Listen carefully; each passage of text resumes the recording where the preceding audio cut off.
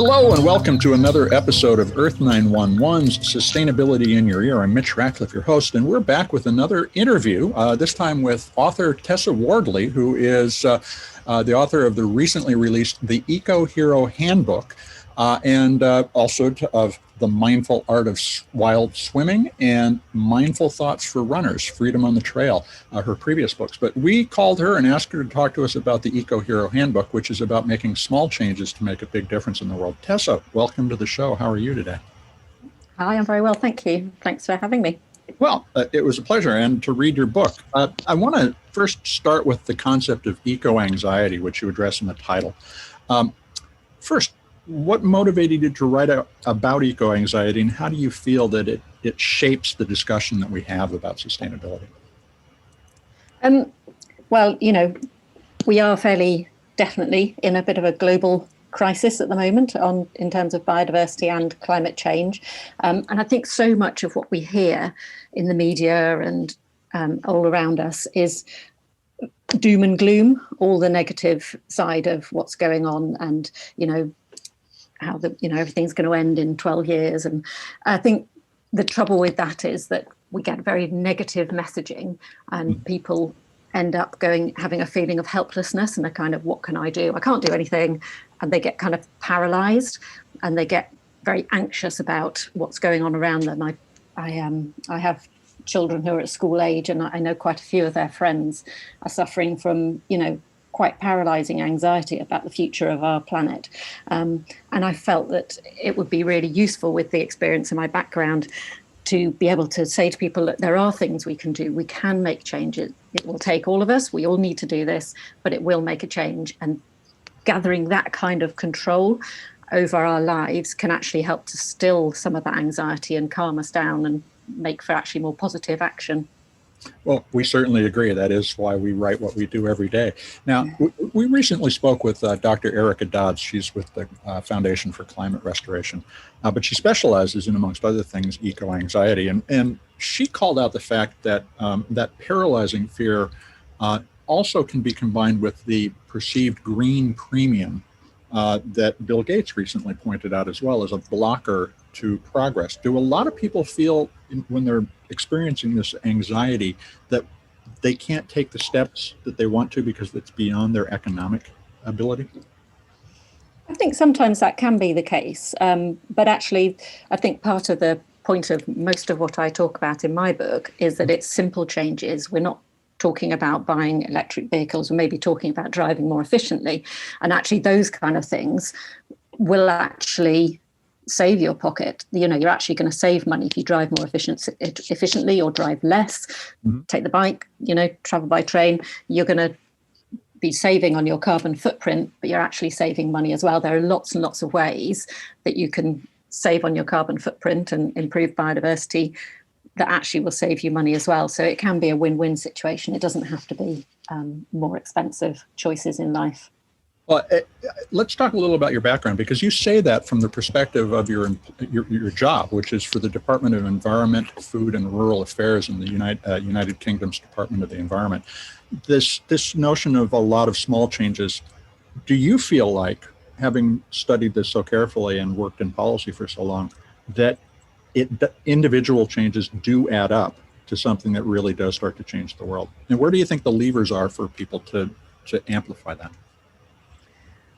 I think it's going to take every sector of society to make changes for it to really make a difference to the planet. But and I think that includes governments and institutions and businesses, but it also requires us as individuals to make changes. And one of the most powerful things that we as individuals can do is to demonstrate to governments and institutions and businesses that it matters to us. Our consumer power is actually really, really powerful, and I think we shouldn't underestimate that. And also in our places of employment and how we choose our jobs, there are some really big global businesses that are making big changes in approaching sustainability, and they're actually finding that they have the pick of the upcoming generation, because the younger generation tend to be quite purpose-led. And if they see that a business is taking social and environmental responsibility, then they're more inclined to apply for jobs there. So actually some of the really big corporations that have a really strong corporate sustainability responsibility focus are finding that they actually have the pick of the talent for their jobs. And I think those kinds of things are really, really powerful.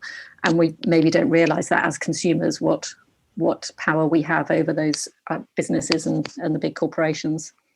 It's interesting. So we have two facets of that economic influence. One is our ability to put our work to certain projects, and the other is to spend our money on things that are sustainable.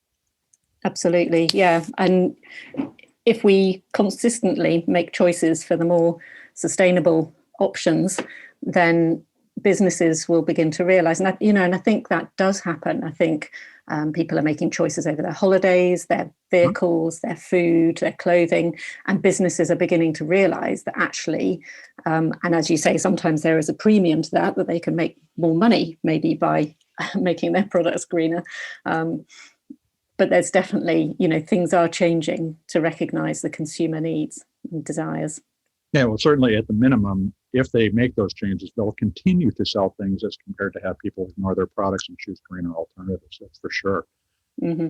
Now, let me ask, in your work for DEFRA, the Department for Environment, Food, and Rural Affairs, you focus a lot on biodiversity and policy around biodiversity. But are there any lessons that you take away from that work that you suggest individuals can apply to support their own local biodiversity?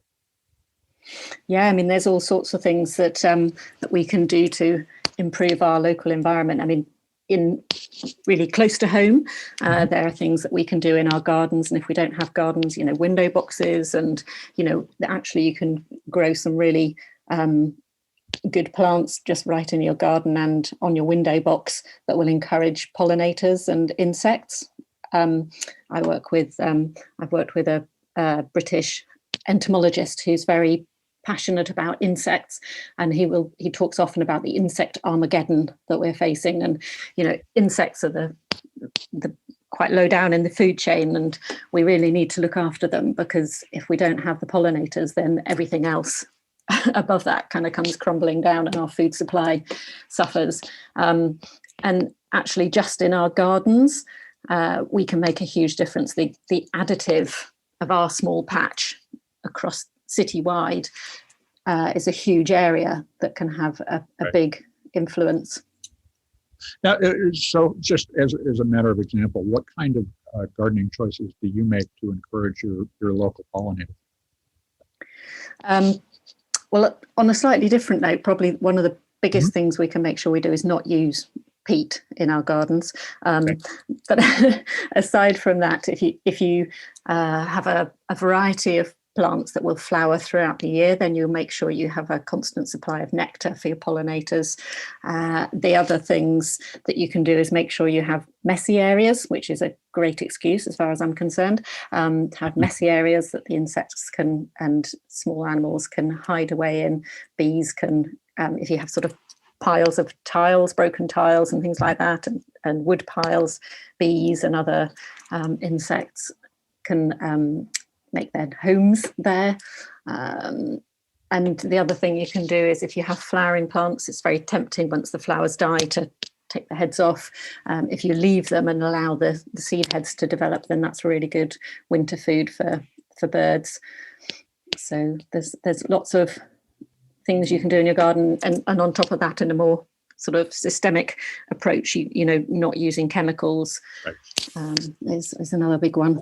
So do you also encourage people to be aware of what their local pollinators might need? For instance, here in the States, you can plant milkweed, but there are specific milkweeds that monarch butterflies will feed on. Is that something that people need to be mindful of, is choosing for their locality? Yeah, I mean, even better if you can find out what the particular species you have in your area and what they like, then yeah, absolutely, all the better. I mean, on the whole, if you stick to native plants, then they will be the ones that native insects will enjoy. If you grow a lot of exotic plants, it's quite likely that you don't have those insects in your locality that are going to be able to make the most of them. So if you stick to native plants, that's a simple way of probably encouraging the local native insect population. Well, now your new book, the Eco Hero Handbook, has a lot of, it's a short and easy read, but full of really useful ideas about how to reduce plastic in the bathroom, reduce your emissions from taking flights and so forth. What are the 5 things that you would suggest to somebody who's really feeling the grip of eco-anxiety right now should do to break out? I would probably look at the food that I eat, and most importantly, the food that I don't eat. So food waste is a huge drain. It produces a huge carbon footprint.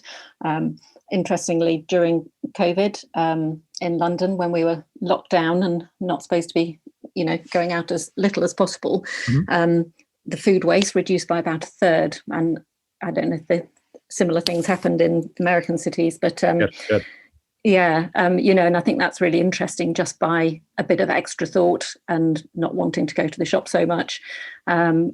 People are actually producing such a large reduction in their food waste. And, I think that's fascinating that we can do that with just a bit of extra thought. Similarly, clothing, again, clothing waste, and, the way we use fashion and crack through our clothing is quite insane. I have 4 daughters.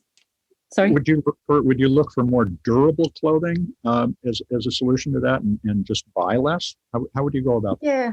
Well, I think there are different things, aren't they? Probably for different people of different generations. So I have 4 daughters. They're very fashion aware, and they're not going to probably wear the same thing for a huge amount of time, but they've become very conscious, and they actually rarely buy anything new now. There's a lot of online sort of sharing sites and resale sites, so they nearly always buy pre-loved, pre-worn clothes, and then they sell on the clothes that they've decided they don't need anymore.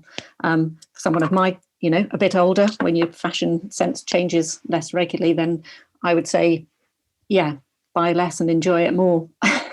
And that might mean maybe spending a bit more money on something that's going to be durable and is going to last and you're really going to enjoy. But there's also, lots of opportunities for clothes sharing parties and things like that, rather than, just moving on and putting it in the bin. And so that's food waste, and thinking about our clothing. What are a couple of others? Yeah, so transport is another really big area that I think a lot of us can probably make changes in. Do we need to use the car as much as we do? Could we walk? Could we cycle? Then you're getting double whammy, because you're getting a health and well-being benefits, as well as saving on your carbon footprint.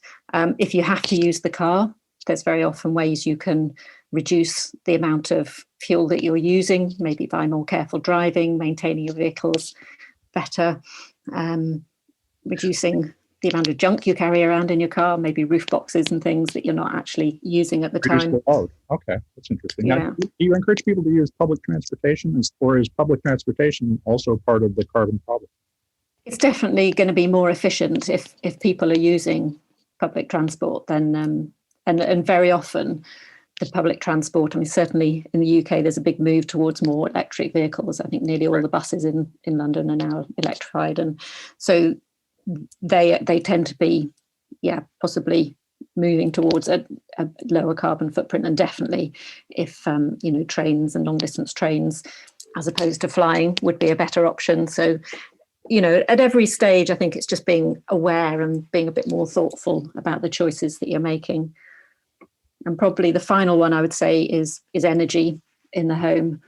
Just turn that heating down a notch in turn your thermostat down a notch in summer and up a notch in the other way around, up a notch in summer and down a notch in winter, can make a big difference to your fuel and energy needs and consumption, which again will save you money. So that's a double win-win Absolutely. Situation there. Although the notches are more extreme these days, it seems like, because of the weather. If we fix that, then we won't have to use as much power to. That's true.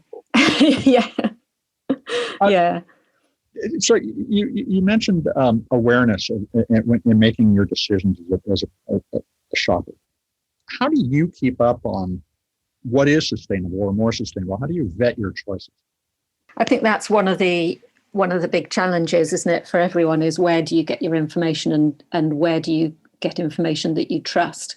I think one of the ways you can go about shopping is to identify certain brands maybe, or certain shops that you know are making good choices and they're essentially making those choices for you.